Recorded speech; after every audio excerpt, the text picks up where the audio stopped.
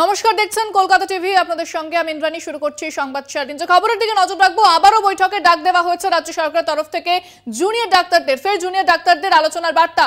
Junior ডাক্তারদের চিঠি মুখ্য সচিবের। বিকেল 5টায় বৈঠকের ডাক দেওয়া হয়েছে। মুখ্যমন্ত্রীর কালীঘাটের বাড়িতে এই বৈঠক এবং পঞ্চম চূড়ান্ত বৈঠক আবেদন করা হয়েছে রাজ্য সরকারের তরফ থেকে। আজ কি এই বৈঠকের মাধ্যমে গলবে বরফ, সেই প্রশ্ন এবং সেই উত্তর কিন্তু সবাই খুঁজছেন।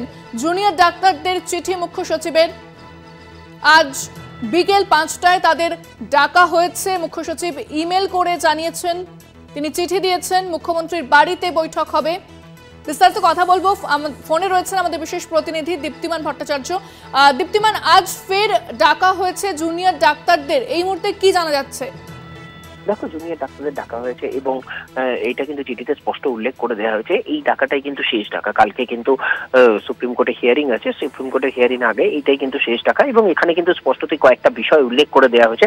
লাইভ স্ট্রিমিং হবে না, ভিডিওগ্রাফি হবে না এবং মিনিট যেগুলো রয়েছে সেই মিনিটগুলো সাইন করে দেওয়া হবে, প্রত্যেকটা মিনিট উল্লেখ করা হবে।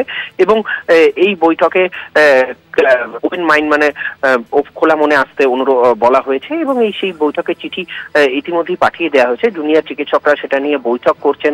তাদের কি মতামত, কি বক্তব্য তারা একটু পরেই হয়তো জানিয়ে দেবেন বৈঠকে তারা আসবেন কিনা। তবে মুখ্যমন্ত্রী আজকে যে চিঠি পাঠানো হয়েছে রাজ্য সরকারের পক্ষ থেকে, সেখানে কিন্তু 5টার সময় ডাকা হয়েছে এবং 4:45-এর মধ্যে তাদেরকে কালীঘাটে মুখ্যমন্ত্রীর বাড়িতে যেতে বলা হয়েছে এবং আগের দিন যারা যারা এসেছিল তারা যদি আসে তাহলেই ভালো হয় বলেও চিঠিতে উল্লেখ করা হয়েছে। ইন্দ্রাণী এবং দীপ্তিমান, সেখানে বলে দেওয়া হয়েছে যে কোনো লাইভ স্ট্রিমিং বা সে ধরনের ভিডিওগ্রাফির কোনো কথা উল্লেখ করা নেই চিঠিতে। সেক্ষেত্রে এই জায়গাটাতেই তো বারবার ভেস্তে যাচ্ছিল আলোচনা,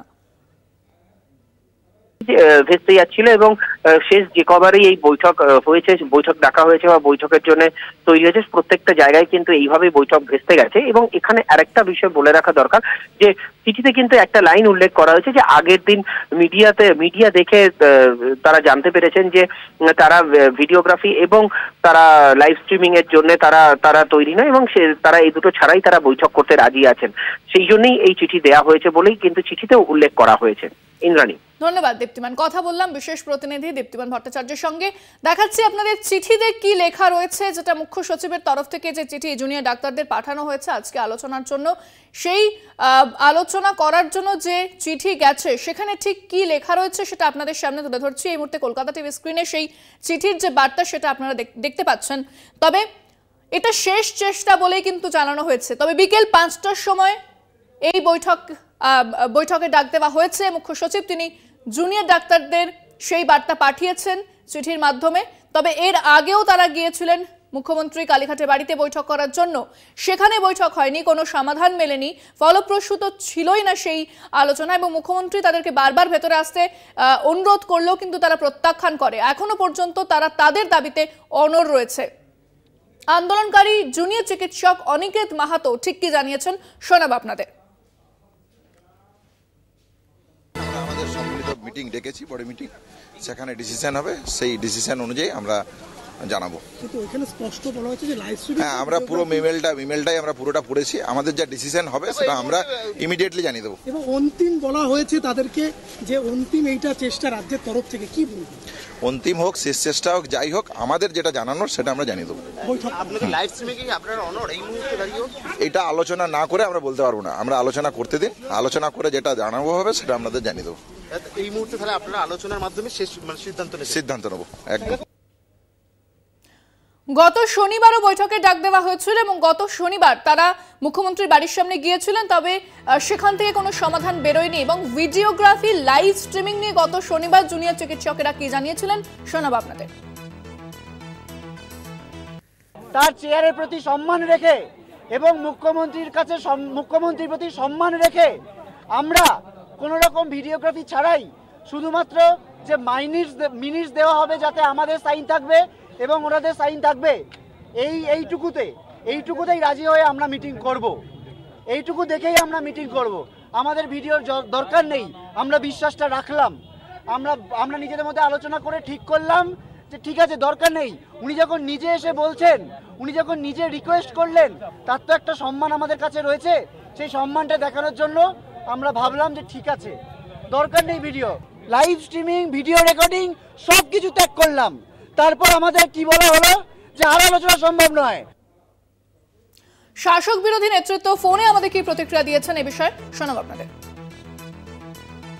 সরকারের যদি মানসিক অবস্থা সঠিক থাকে তাহলে বৈঠক হতে কোনো বাধা নেই, এবং আমি মনে করি যে খোলা মনে আলোচনা করা উচিত। ঠিক আছে, ভিডিওগ্রাফি হবে না, লাইভ স্ক্রিনিং হবে না, এগুলো তো ওরা মেনে নিয়েছিল।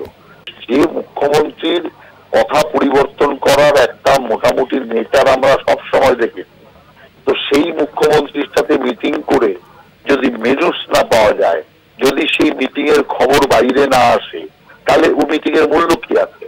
অতএব সেই জন্য সরকারের মনোভাব যদি স্পষ্ট থাকে, সরকারের মধ্যে যদি কোন রকম চতুরতা না থাকে, তাহলে এই মিটিং খোলা মনে হওয়া উচিত। এবং 5 দাবি যেটা ওদের আছে, 5 দফা দাবি, সেই 5 দফা দাবি মেটানো সরকারের কাছে কোনো বিষয়ই নয়। এই কারণে মনে করি প্রত্যেকটা দাবি উপযুক্ত দাবি, এবং 5 দফা দাবির উপর আলোচনা করে এই সমস্যার সমাধান করা হোক, এটাই আমরা চাই। চিফ সেক্রেটারির কাছ থেকে যে চিঠি এসছে, এটা অযৌক্তিক একটা শর্ত রাখা হচ্ছে। আদালতের কোথাও বলা নেই যে আদালতের বিচারাধীন বিষয় নিয়ে লাইভ স্ট্রিমিং করা যাবে না। আর এখানে আদালতের বিচারাধীন বিষয় নিয়ে তো আলোচনার বিষয়টা ছিল না। ওদের যে 5 দফা দাবি, তার বেশিরভাগ ব্যাপারটাই হচ্ছে অব্যবস্থা, স্বাস্থ্য দপ্তরের দুর্নীতি ইত্যাদি ইত্যাদি বিষয়। দেখুন, আমরা সবসময় চাই স্টেল বাউন্ড এই কন্ডিশনটা যাতে এই একটা রিজিড পজিশনটা ভেঙে যায়, কিন্তু পূর্ব শর্ত দিয়ে যেটা করছেন, এটা কার্যত এক ধরনের শর্ত দিয়ে বোঝাচ্ছেন যে আমরা শর্ত এই রাখলাম, পারলে এসো, না পারলে এসো না। এটা সম্মানজনক আলোচনার নিমন্ত্রণপত্র নয়। এটা বলে আমরা মনে করি এখন ছাত্ররা যদি আলোচনা করে তারা নিজেরা ঠিক করেন যাবেন, তাকে আমরা সবসময় ওয়েলকাম করব। স্বাভাবিকভাবেই সিপিএম, বিজেপি বা কংগ্রেস তারা চাইবে উস্কানি দিয়ে এই আলোচনাটাকে ভেস্তে দিতে, কিন্তু আমরা বিশ্বাস রাখি ডাক্তারবাবুদের শুভবুদ্ধির উপরে। কারণ ডাক্তারবাবুরা আগের দিন নিজেরাই জানিয়েছিলেন এবং তাদের সরকার পরিষ্কার করে বলেছে কি প্রেক্ষিতে কেন এই লাইভ স্ট্রিমিং করা বা ভিডিও রেকর্ডিং তাদের পক্ষে করা সম্ভব নয়। কারণ বিষয়টি সুপ্রিম কোর্টের বিচারাধীন, এবং যেহেতু আর একদিন পরে এই বিষয়ে মামলা শুনানি রয়েছে, তাই ওখান থেকে যদি কোনো অ্যাডভার্স কমেন্ট উঠে আসে, রাজ্যের প্রশাসনিক প্রধান হিসেবে মুখ্যমন্ত্রী সেখানে যদি উপস্থিত থাকেন, তাহলে কোর্টের বিচার প্রক্রিয়ার মধ্যে সেটা প্রভাব ফেলতে পারে। সেই কথা যখন তাদেরকে আগের দিন পরিষ্কার করে বুঝিয়ে বলা হয়, তারপরে তারা আপনাদের মিডিয়ার মাধ্যমে জানিয়েছিলেন যে তারা মিনিটসে রাজি আছে। যদিও সেদিনকে অনেক রাত হয়ে যাওয়ায় সেদিনকে মিটিংটা হয়নি, কিন্তু মুখ্য সচিব আজকে আবার চিঠি দিয়েছেন। আমরা আশা রাখবো ডাক্তারবাবুরা তাদের শুভবুদ্ধির উদয় নিশ্চিতভাবে হবে, এবং তারাও চাইছেন যে চিকিৎসা পরিষেবা স্বাভাবিক হোক। কারণ কারুরই রাস্তায় দিনের পর দিন পড়ে থাকতে ভালো লাগে না। ডাক্তারবাবুরা যে দাবিতে আন্দোলন করেছেন সেই দাবি ন্যায্য, সেই দাবির সাথে রাজ্যের সব মানুষ ডাক্তারবাবুদের পাশে রয়েছে। কিন্তু কর্মবিরতি উঠুক, আন্দোলনে ডাক্তারবাবুরা থাকুন, সেই জাস্টিস যেন সুপ্রিম কোর্ট এবং সিবিআই তদন্ত করে, দ্রুততার সাথে তদন্ত করে প্রকৃত দোষীকে বা দোষীদের তারা যেন জেলের পেছনে পাঠায়, তাদের যেন ফাঁসি দৃষ্টান্তমূলক হয়। রাজ্যের মানুষ ডাক্তারবাবুদের এই দাবি